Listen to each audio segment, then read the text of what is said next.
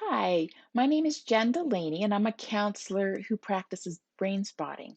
And I primarily work with women who have succeeded in spite of their childhood trauma and who would like to feel freer and improve their relationships. So I have a group that I run about 3 times a year. It's online for women like this. And it's because often people don't realize how complex trauma, that's also called developmental trauma or CPTSD, can affect their lives. It's a brain thing. They're understanding trauma so much more from a neuroscientific perspective.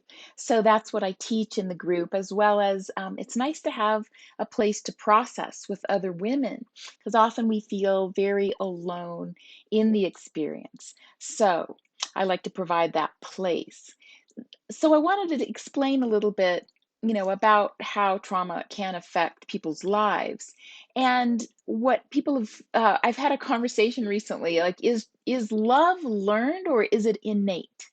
And I feel like when babies are born, they're born wide open with love, and that can be developed and develop throughout life with attachment, with attunement, with parents. If a parent is really attuning with the child and seeing who they are and seeing what they need without forcing themselves onto a child, then the child has the ability to really feel loved and seen and heard.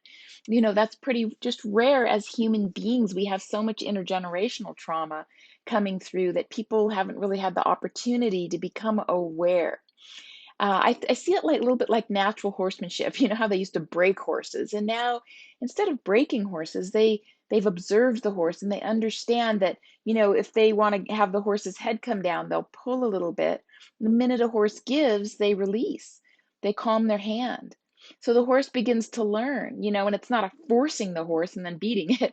It's an invitation to the horse. It's a pressure and release is what they use. And it's the same with children. We want to pressure and release when the child pressure and release. But these are things that we're just now, beginning to understand about little humans. It used to be they put them in child labor, get them to work. And then it was sort of like raise yourself, kid. I'll put you in a playpen, entertain yourself. There wasn't a lot of understanding of development. So no wonder, no wonder. And this is from people are just beginning to now develop awareness for what it's like for a baby to even be in utero. Babies already start in the mama's tummy, hearing things and seeing things. So we want to be able to take good care of that child just right from the very beginning.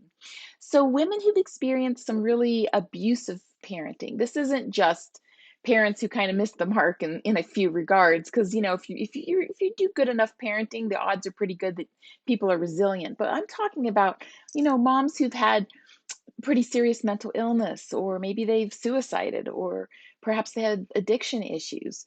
Women who've had parents like that just don't give themselves credit for the little successes, or they see the one part of their life that's not working and they just really beat themselves up rather than being like, I need some support in this realm.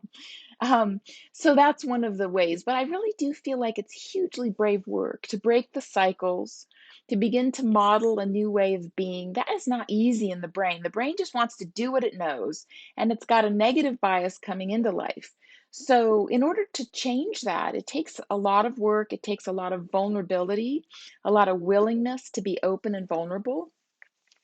So, one of the things I noticed is that sometimes if a parent has a really difficult and fraught relationship with one of their own parents, sometimes they project that out onto one of their kids. And they're trying to work that relationship out with their own parent through their child. And they're not really seeing the child for who they are. So that can happen. Sometimes we're very different personalities, and parents are just really frustrated because they don't have the kid that they hope they had.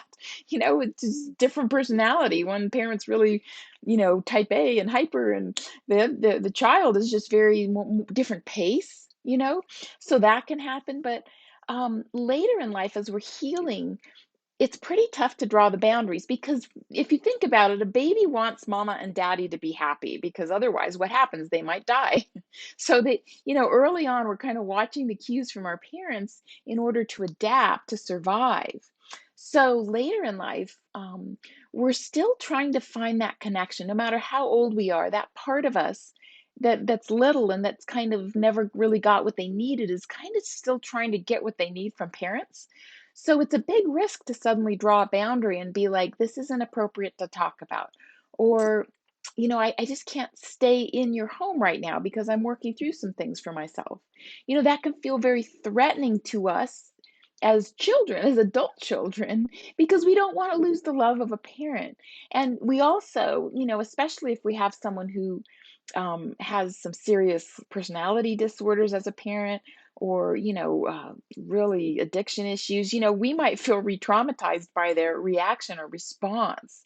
So in order to start to be brave enough to draw those boundaries, we have to do some serious work.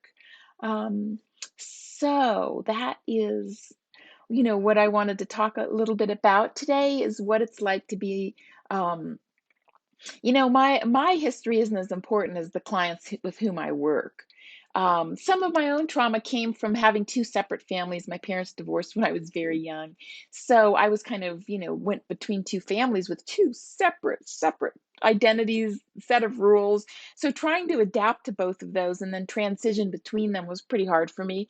And then later in life, when my mom got married, and some dynamics as a teenager that weren't, some of them were related to my parents, but some weren't. But I didn't have the serious, like, frightening experience that some children really do have, where they're having to completely lose themselves in order to adapt to their environment. That's different. And that's the kind of group that I provide for people so that they don't have to feel alone in their experience, and that they can feel supported by other women.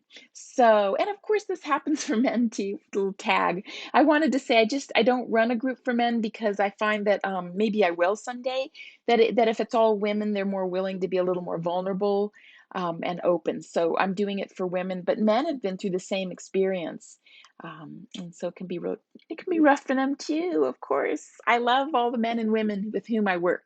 So I hope this bit has been insightful and helpful to you as you continue to do your own brave work in the world. Take good care.